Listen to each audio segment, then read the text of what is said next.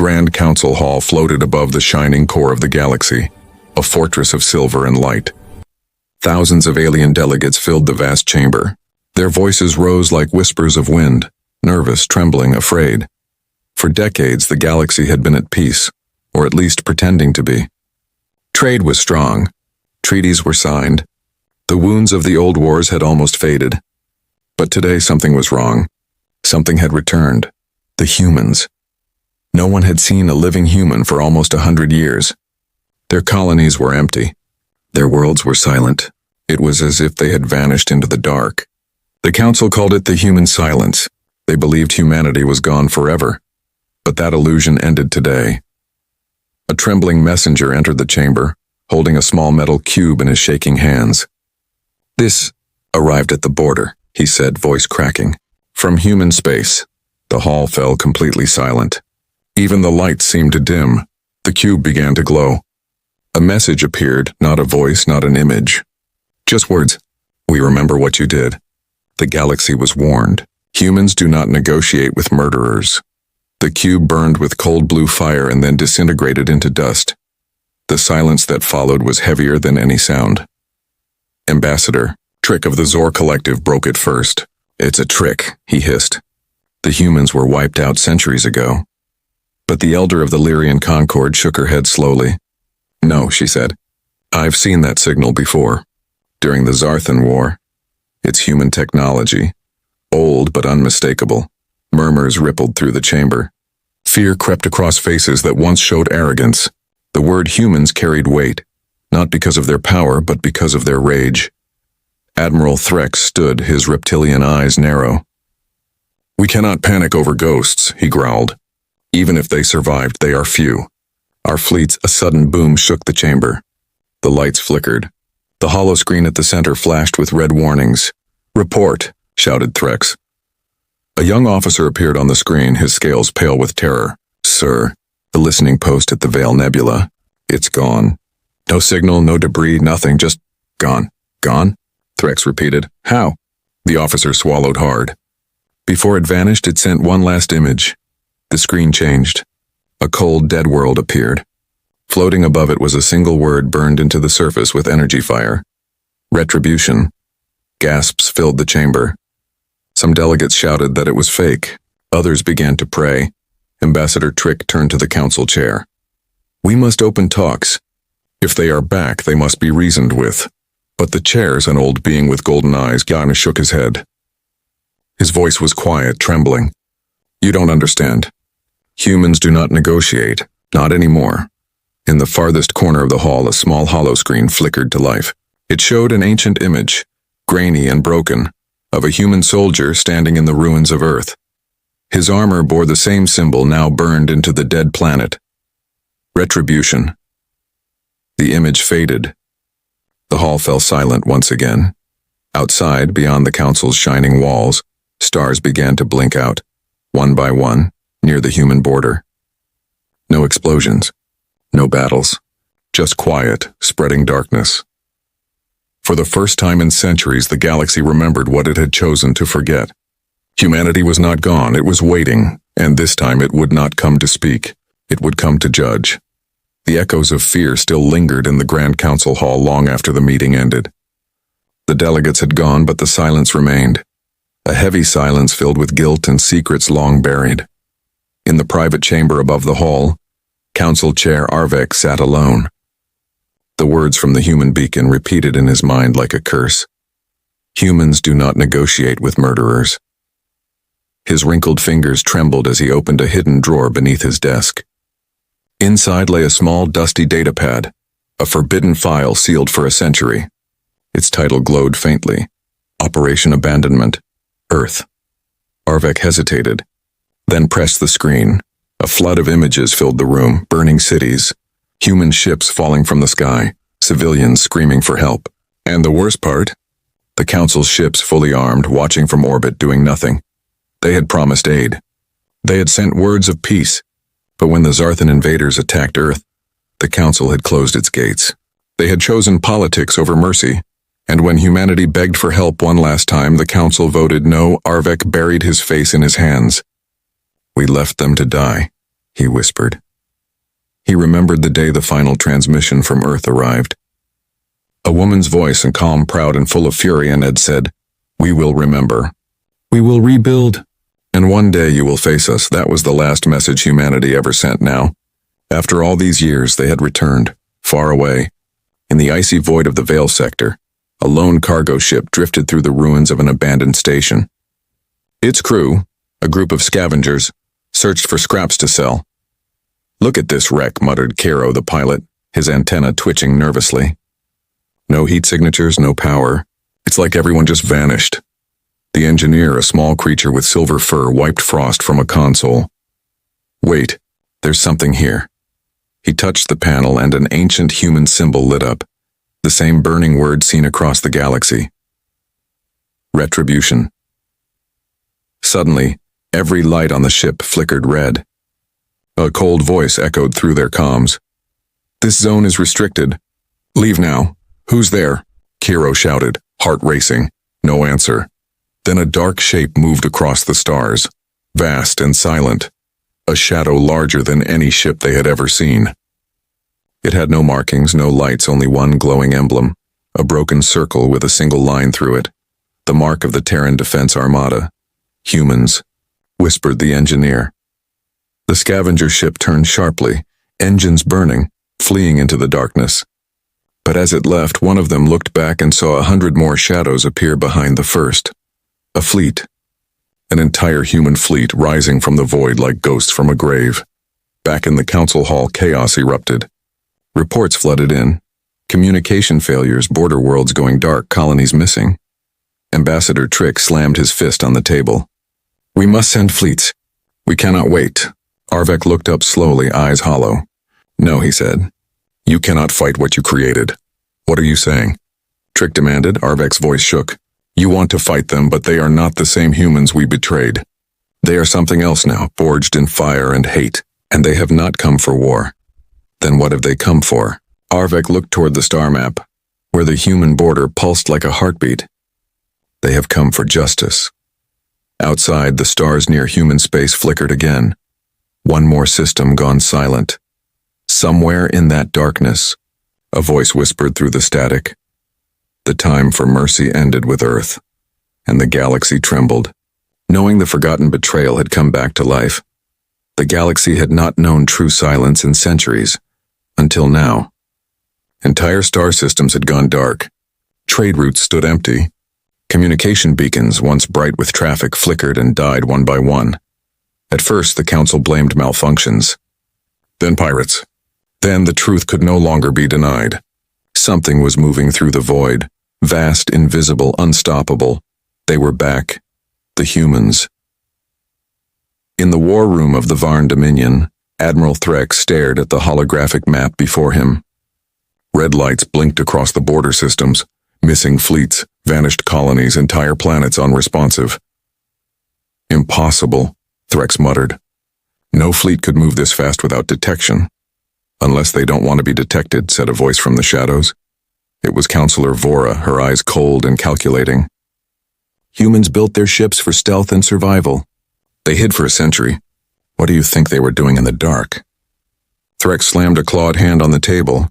"Preparing for war," Vora nodded. "And now they've come to finish it."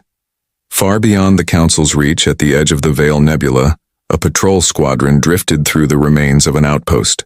The stars shimmered in ghostly light as fragments of burned metal floated past. "Command, this is Patrol Delta 7, said the lead pilot. "We've reached Outpost 49, it's..." Static swallowed his voice. "Repeat, Delta 7, you're breaking up," Command replied. Then a new signal emerged, deep, steady, human. "Terran Defense Armada, operating perimeter active. Identify yourself or be erased." The patrol pilots froze. The signal was old, the kind used before the fall of Earth, but it was clear, powerful, alive. "Command," the pilot whispered. "We're reading over 30 ships on long-range scan." "No, wait, 40, 50. A shadow passed over their cockpit windows. When they looked up, they saw them. Enormous black vessels, silent and cold, sliding through the void like predators. Their hulls were scarred with old battle marks, but their engines burned with new power. In the center of the formation was the flagship, a titan of metal and vengeance.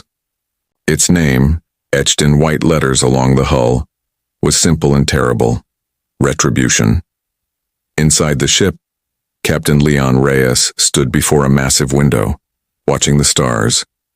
His face was calm, but his eyes carried the weight of a dead planet. "Status?" he asked quietly. "All targets confirmed, sir. Council satellites neutralized. No survivors from the border fleets." Leon nodded. "Good, send the next message." The officer hesitated. "Sir, they'll hear it across the entire quadrant." "That's the point," Leon said. "Let them remember." The signal went out. Not a threat, not an order, just a cold statement carried through every system. "This is Captain Leon of the Terran Defense Armada. The debt of blood remains unpaid. Justice will be delivered." In the Council's main chamber, chaos erupted. Ambassador Trick shouted, "They're declaring war." "No," said Council Chair Arvek. "Not war, judgment." Delegates yelled, demanded retaliation, called for fleets. But the screen showed nothing. The humans had already disappeared, leaving only silence behind. In the dark corners of the galaxy, whispers began to spread. Some called the humans monsters. Others called them angels of vengeance. But one thing was certain. Wherever they went, the stars went dark. As the Council argued, a small beacon activated near the galactic core. It projected a single holographic message: a woman in old Terran armor. Her face was calm, her eyes burning with sorrow. "The galaxy was warned," she said softly. "And now, it will remember." The image flickered out, leaving the Council frozen in terror. In the endless dark, the human fleet moved again. Silent, united, unstoppable. The forgotten had returned, and they carried the memory of every life the galaxy chose to forget. In the command bridge of the Retribution, the stars stretched like silent witnesses. Captain Leon stood before the great observation window, his reflection cold and motionless against the glow of distant galaxies. Behind him, his crew worked in silence, efficient, emotionless, disciplined. Every movement was measured, every sound purposeful. "Status report," he said softly. "Operation Shadowfall complete," replied Commander Hayes. 5 Council outposts disabled. "No survivors." Leon nodded once. "Good, no more warnings." Then he turned his gaze toward the void where Earth once shone. A place now lost, marked only by empty space and the faint echo of radiation. "Do you ever wonder," Hayes asked quietly, "if anyone out there still remembers Earth as it was?" Leon's jaw tightened. "They remember their lies, not the truth." He closed his eyes and the memories came. Sharp, burning, impossible to forget. Flashback. 112 years ago, Earth was dying. The skies were red with fire. Cities burned as the Zarthan horde rained destruction from orbit. A young officer, Leon himself, stood on a rooftop in New Shanghai, holding his sister's hand as the sky tore apart. He remembered the static-filled message from the Council, full of false promises. "Help is coming." Hold on, but no help came, only silence. He watched the final Council fleet turn away on the horizon, their ships gleaming like silver knives cutting through the clouds. And then, the end. Billions gone. Oceans boiled. The cradle of humanity turned to dust. But before the flames took her, his sister whispered one final thing. "Promise me. We'll make them remember." That promise became his purpose. Present. The retribution. The memory faded, leaving only the hum of engines and the endless dark. Leon exhaled slowly. "Prepare the next broadcast," he ordered. Commander Hayes hesitated. "The Council will hear it." "They must," Leon said. "They built this lie. Now they will watch it burn." A low hum filled the bridge as the transmission began.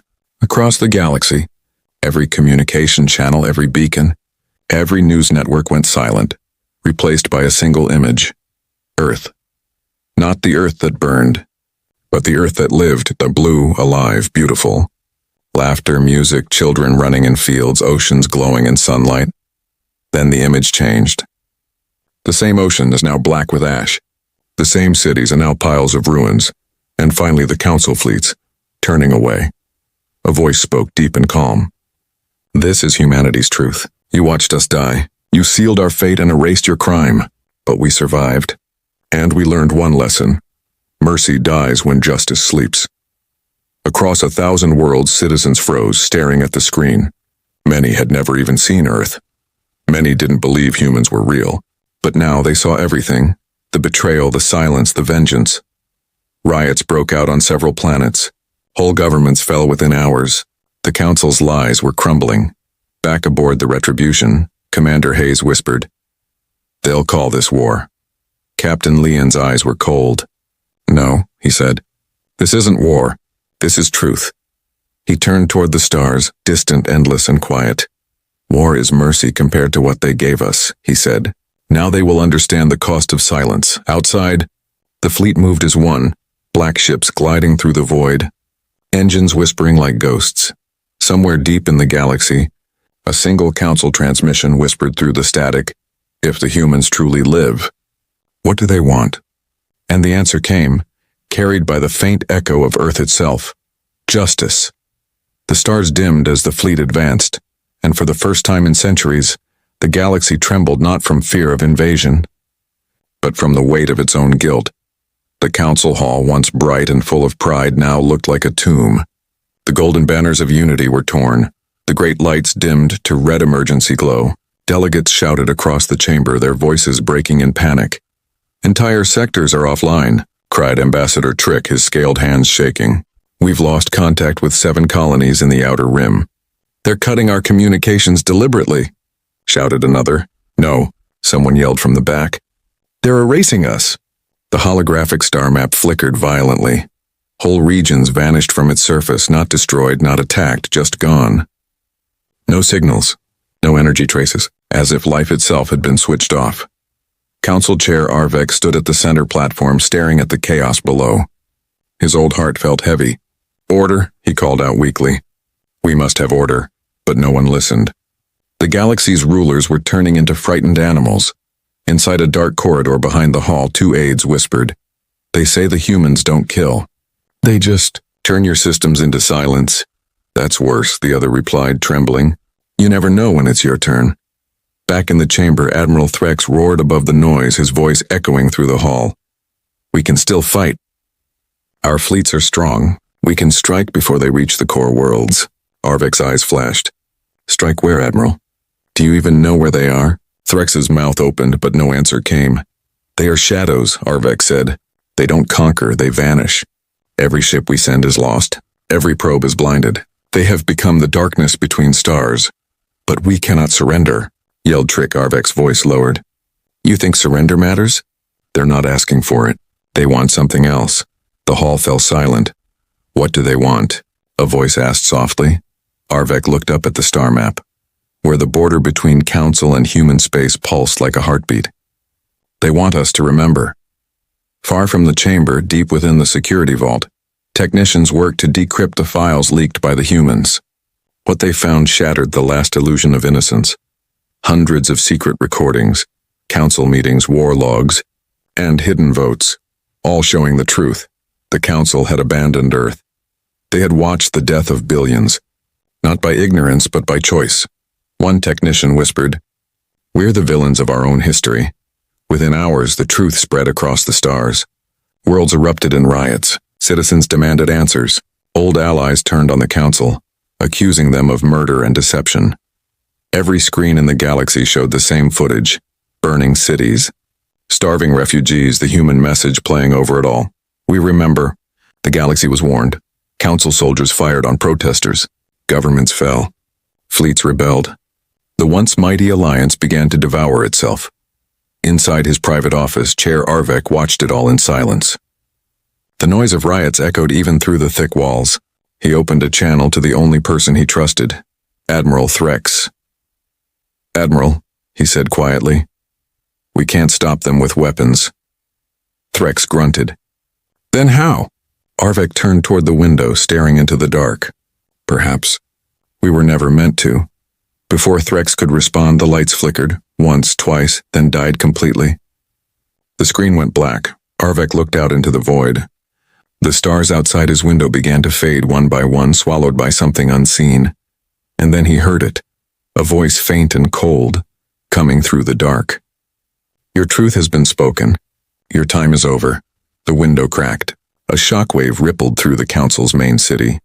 The beacon that represented the council's power, the symbol of galactic unity, shattered into dust. Across the galaxy, the humans did not celebrate. They only watched. Silent, unforgiving. The council's era had ended, not by war, not by invasion, but by the weight of their own guilt. And yet, in the quiet that followed, everyone wondered the same thing. If this was their judgment, what would come next? The galaxy was no longer burning, it was breaking. Governments had fallen, fleets refused to fight, and in the heart of it all the humans waited in silence. No one knew where they would strike next. No one even knew if they still wanted war. But every world could feel it, a presence watching from the dark, patient and merciless. In the ruins of the Grand Council Hall, Chair Arvek sat among the ashes of what once was order. The great banners of peace lay torn at his feet. Every channel screamed the same words. "The council has fallen," Arvek whispered to himself. Perhaps it should have fallen long ago. He raised his eyes to the sky, where dozens of black ships floated above the capital world, silent, motionless, like a storm waiting for the first drop of rain. Inside the Terran flagship Retribution, Captain Leon stood at the command deck. His crew watched the screens in absolute silence as images of chaos streamed in, revolts, collapsing fleets, cities crumbling. Commander Hayes approached quietly. "Sir, the council has surrendered. Their message says they're ready to negotiate terms." Leon didn't move. "Negotiate?" he repeated almost to himself. Then he turned, his eyes sharp and cold. "We do not negotiate with murderers." Hayes lowered her head. "Then what are your orders?" "Broadcast the truth," Leon said. "Let them destroy themselves." Minutes later, every device, every broadcast tower, every communication array in the galaxy lit up at once. The image that appeared was simple. A human child, standing in the ruins of Earth, holding a burned flag. The child looked straight into the camera and in a soft voice said, "You left us to die. Now you will live with that." Then the feed changed. Document after document, name after name, showing every crime the council ever buried. Entire generations saw the faces of their leaders signing secret orders of betrayal. Anger spread like fire. Armies turned against their masters. Citizens stormed their palaces. The galaxy was tearing itself apart, not from human weapons, but from human truth.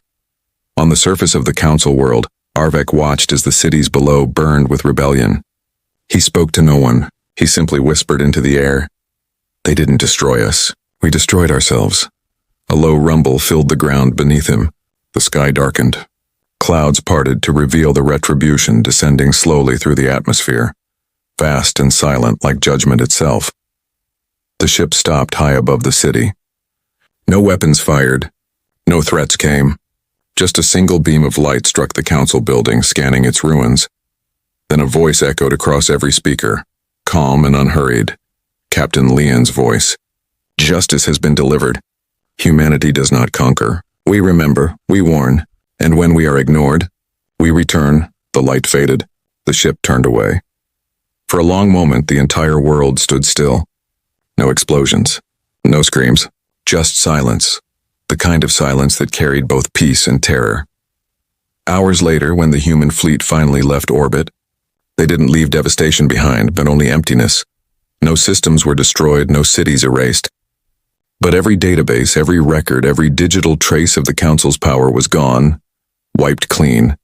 It was as if humanity had erased their names from history, leaving nothing but a void. On the Retribution, Hayes looked at Leon. "They'll rebuild," she said softly. "They'll forget again." Leon shook his head. "No, not this time." He opened a small cracked case on his desk. Inside was a fragment of Earth's soil, preserved for over a century. He looked at it, then back at the stars. "Let them live," he said quietly. "Let them remember what they did to us every time they look at the night sky." Outside, the human fleet drifted back into the shadows, engines fading like whispers. The stars slowly returned, cold, beautiful and silent once more. And across the galaxy, the message remained carved into the memory of every world. The galaxy was warned. Decades passed. The fires of rebellion burned out. The noise of war faded into stories, and the stars that once trembled in fear now glimmered in quiet remembrance. The Grand Council no longer existed. Its world stood divided, each struggling to rebuild from the truth humanity had unleashed. The archives were gone. The data purged, entire histories erased by invisible hands. Only fragments remained, broken files, ghost recordings, and one phrase carved into the ruins of 1,000 cities. The galaxy was warned. No one had seen a human since the day the fleet vanished into the void, but their presence lingered, in whispers, in dreams, in fear. On the desert world of Elira, a group of children played near the ruins of an old comm tower. One of them, a small girl with silver skin, brushed dust off an ancient plate buried in the sand. Words shimmered faintly on its cracked surface. "Earth," she read softly. "What's that?" Her brother shrugged. "A myth. A world that burned." The girl tilted her head. "Did they burn it?" "No," said an old farmer nearby, his voice low. "We did." The children stared, unsure if he was joking. But his eyes were full of memory, a memory not his own, but passed down through generations like a curse. He pointed to the sky. "Every night you look up, remember this: mercy is what saved us. Justice is what they brought." The girl frowned. "But they didn't destroy us." The old man smiled sadly. "That was their mercy. Across the galaxy, humanity had become legend. Some said they had found a new home beyond the dark rim, a world untouched by betrayal. Others believed they still wandered the stars, invisible, watching. Pilots spoke of strange shadows appearing beside their ships, then vanishing without trace. Miners reported ghost transmissions whispering through static, voices reciting coordinates no one could decode. And every century, like clockwork, a single signal would echo across the void. A woman's voice, calm, human, eternal. "We remember, do you?" When the signal played, whole worlds fell silent. Ships paused mid-flight. Even the stars seemed to dim. No one dared respond. On one of the surviving archive worlds, an historian named Era Solon worked in solitude. Her research focused on the lost human civilization. She had collected every rumor, every fragment, every clue. One night she finally found something, a hidden message buried deep within the old council systems. It was signed by Captain Leon Reyes himself. Era read it aloud, her voice trembling. "To those who come after, we did not seek revenge. We sought remembrance. Vengeance fades, but memory endures. Keep it alive, and you may yet be free." She leaned back, tears in her eyes. For a moment she felt something impossible, warmth, as if unseen eyes were watching her from the stars, not in anger, but in quiet approval. She whispered into the empty room, "We remember." Somewhere beyond the edge of known space, a faint pulse answered. In the cold void between galaxies, the Terran fleet drifted silently, ancient, vast, eternal. Its hulls glowed faintly with energy, but no lights burned within. Inside the Retribution, long abandoned, a single console flickered to life. A hologram appeared, Captain Leon's last recording. "They will learn," his voice said. "Maybe not today, maybe not in 1,000 years, but they will learn that mercy is not weakness. It is strength earned through pain." That was humanity's final gift to the stars. The hologram faded. Outside, the ship turned slowly toward the black horizon, the space beyond stars where no map reached. As it vanished, the galaxy below sparkled like a sea of fireflies, peaceful, fragile, waiting. And in the stillness of that endless night, the message that once shook worlds whispered again, softer now, but eternal. The galaxy was warned. The humans remember, and they are watching.